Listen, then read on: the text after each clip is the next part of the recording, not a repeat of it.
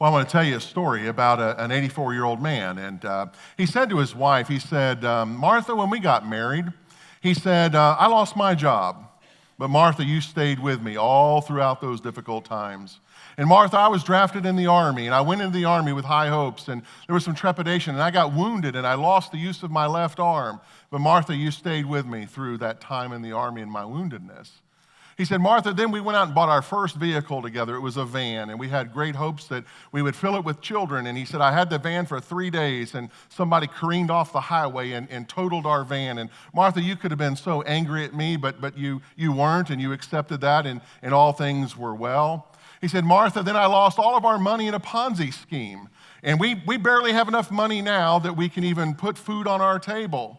And now at 84 years old, Martha, I find myself here in this hospital bed, and things don't look good. Martha, I've come to a conclusion. You're bad luck.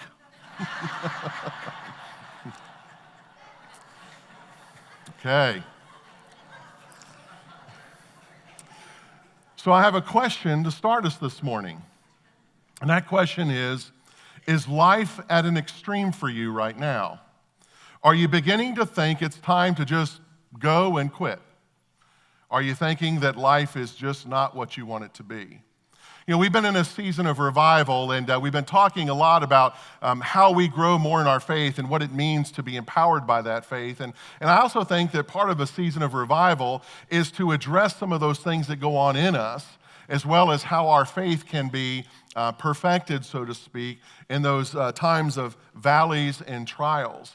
I have a couple of friends who run marathons, and they're amazing people. And if you know a marathon runner, you know that this is a person that not only is built for the journey, but a person who focuses on a great goal in the direction of what they're going. And my friend tells me, that sometimes marathons have up to 10,000 people all together, sweating together on that great start. And as the race goes on, and as the miles start clicking away, as endurance comes, more and more drop out, and it's really the select few that get to the end. The race begins, and every runner, I think, it would be fair to say that every runner says that I'm excited about this race. Their blood is pumping, their lungs are full of oxygen, their head is clear, and they're running in a way that they think that I can do this. Well, they get a couple of miles down the road, and some things start to happen with the body, physiologically, that is.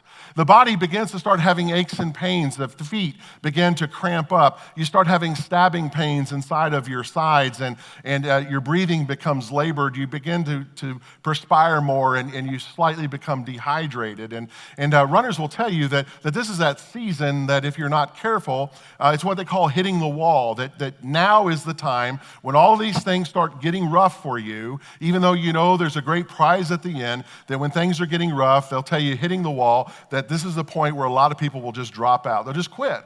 And they'll just say, I just can't do anymore. It's too painful. I just don't have the ability. They say that if you just push through that time of hitting the wall, that you begin to get to another stage of life. And when you push through hitting the wall, that is the difference between what a runner is built to be versus someone who is aspiring to be. Aspiring to be a runner is one thing, but built to be a runner and finishing is quite some distance from that. So races are won and races are lost based upon how one deals with life and how they deal with the race once they hit the wall in the direction of where they're going. The start of the race is enjoyable, it's easy. Finishing the race, it's a different story.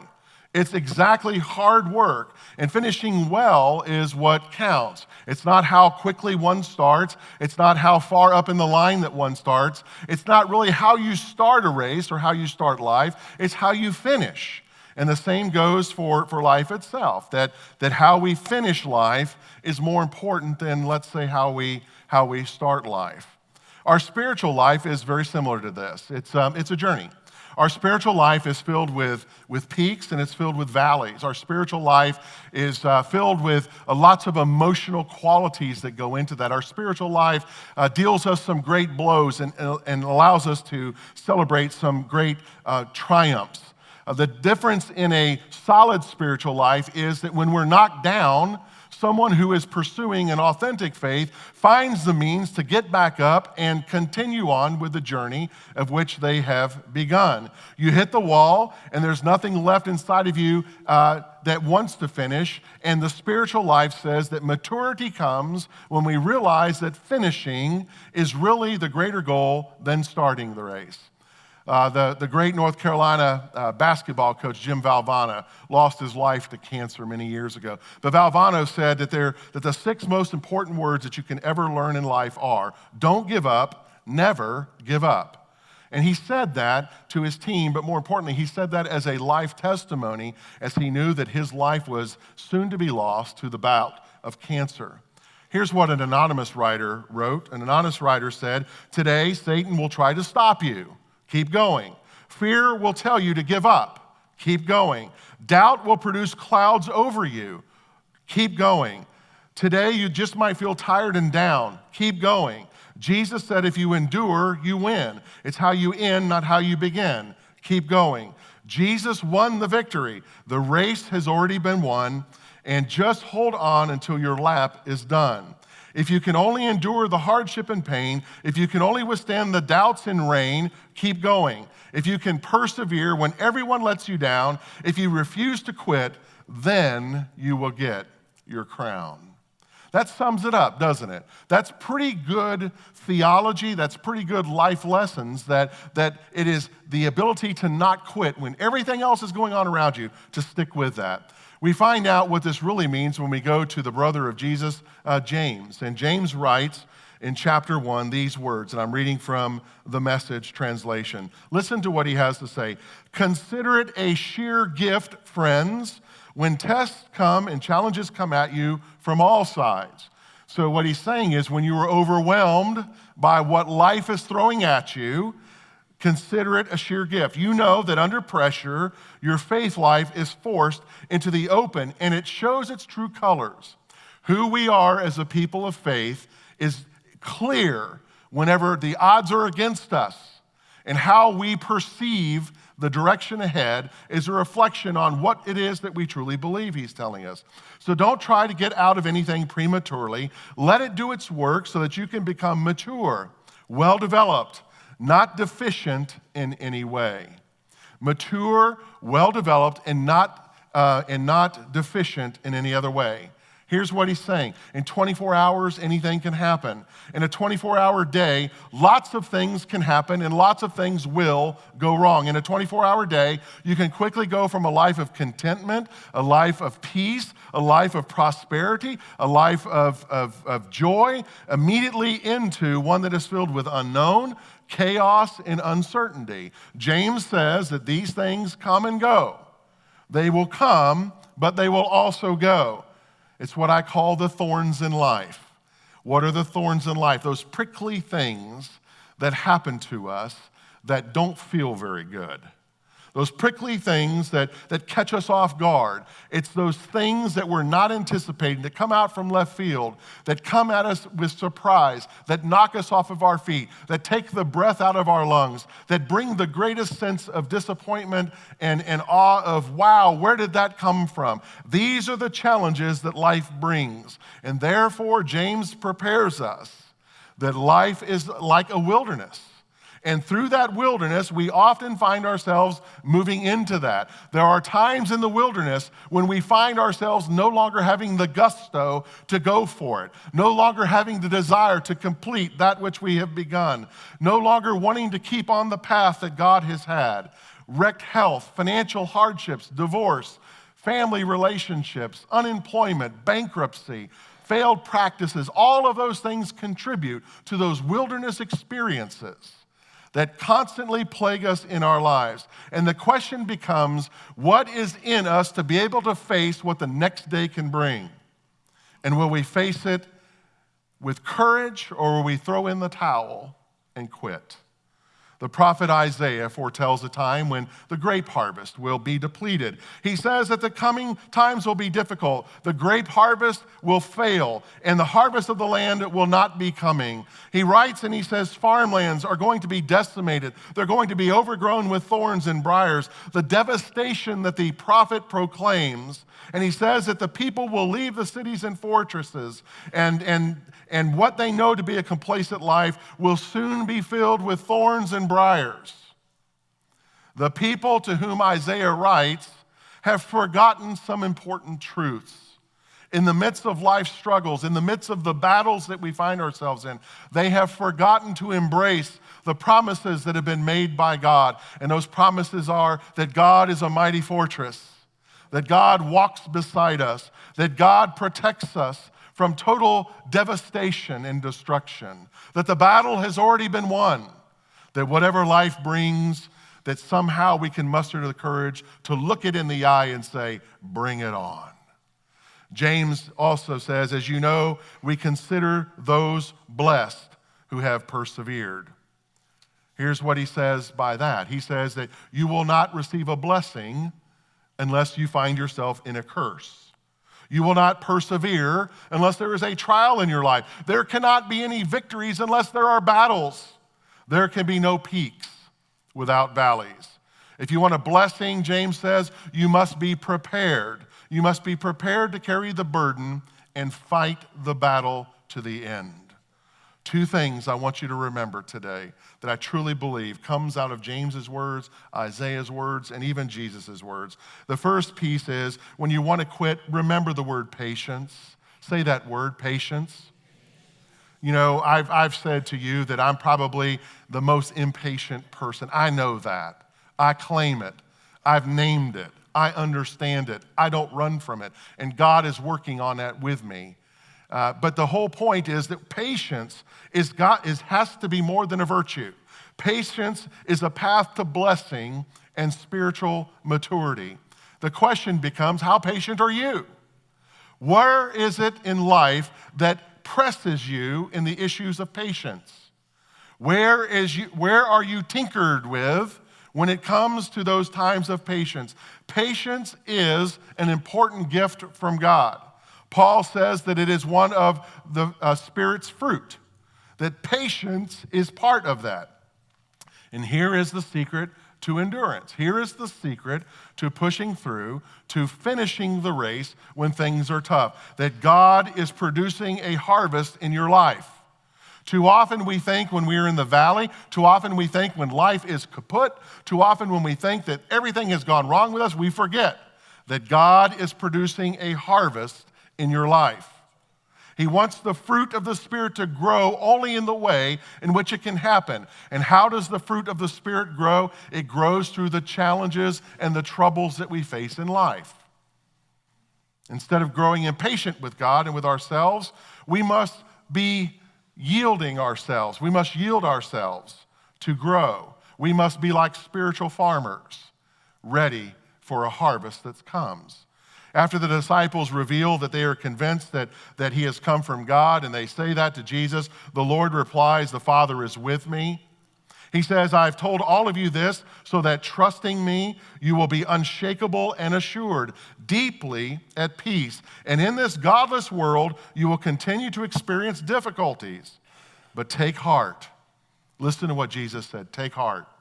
I have conquered the world.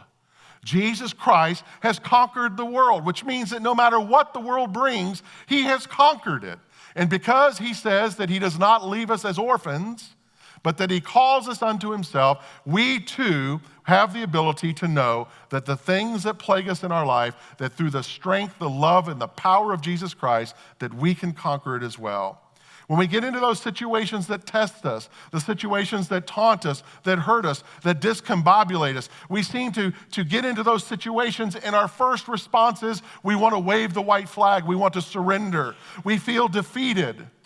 And we need to remember, if we will just be patient, the outcome will produce the fruit of the Spirit. When encountering the difficulties in life and feeling the urge to quit, we must remember God urges us to be patient. Don't give up. Think about it. It took old Noah 6 months to find a parking space. Time will come. God will deliver, and all things will be good. Time and again, the Bible gives us example after example after example of one who, if they would just have been patient, the solution to the problem would have been made available. Job, for instance, an example of that. The book of Job, one of the greatest pieces of wisdom writings that the Bible has produced. The life of Job. Think about it. Job lost everything. He lost his home. He lost his job. He lost his children. He lost all of his money. He lost everything except nagging relatives who were constantly saying to him, curse God, Job, curse God. Tell God how angry you are. Tell God that he is not blessing you. Job, just curse God. And Job refused to do that. And James writes in chapter 5, he says, take the old prophets as your mentors. Learn from the prophets. Learn from the Bible. Learn from the examples of God's living story in our life. The Bible is not just a historical piece of literature. It is the living life of God within us. They put up with anything, the mentors did. They went through everything, and they never once quit, all the time honoring God. What a gift life is to those who stay the course. You've heard, of course, of Job's staying power, and you know how God brought it all back together for him in the end. That's because, James writes, God cares. God cares right down to the intimate detail of your life. When you're ready to quit, it could also mean, this is the second one, that you don't trust God totally. Now listen to that you don't trust God totally. Many of us trust God, but do we trust God totally? There's a saga of a tiny bear cub, and he's with his mother, and his mother is killed, and this little cub is off into the wilderness all by himself. And just happens that a giant Kodiak bear, male, comes and adopts this little cub. And this big bear, this huge Kodiak bear, begins to teach the cub of what life is all about. And what we learn in this story is that the giant is always watching out for the cub. He teaches the cub how to stand up on his 2 legs and put his paws forward. He teaches the little cub how to give out a large angered noise that a bear would give to thwart off any kinds of danger. He teaches the cub how to fish. But what we also learn in this story is there's a mountain lion. And the mountain lion is very much aware that this cub has been estranged. And this mountain lion has been trying his best to succumb the cub and eat him.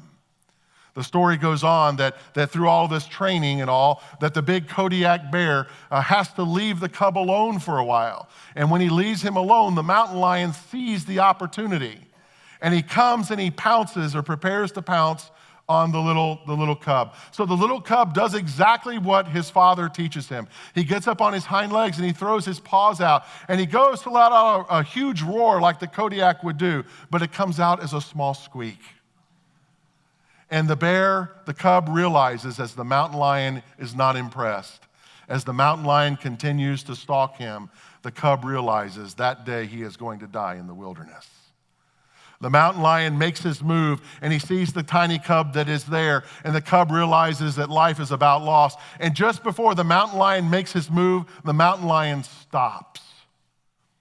His smile turns to a big frown, and he becomes sullen, and he turns and he runs off. As the little bear was up on his hind legs, squeaking to show that danger needed to go away, behind him unseen was the giant Kodiak bear. The mountain lion saw the giant bear, and the mountain lion knew that he could not win the battle that day. And so the story says that sometimes we find ourselves ready to be eaten by the world. But we must never forget that our Heavenly Father, the all-powerful God, stands behind us, ready, willing, and able to destroy that which is ready to gobble us up, that God is unshakable, that God is a conqueror of all things, and life will continue to be at its greatest level.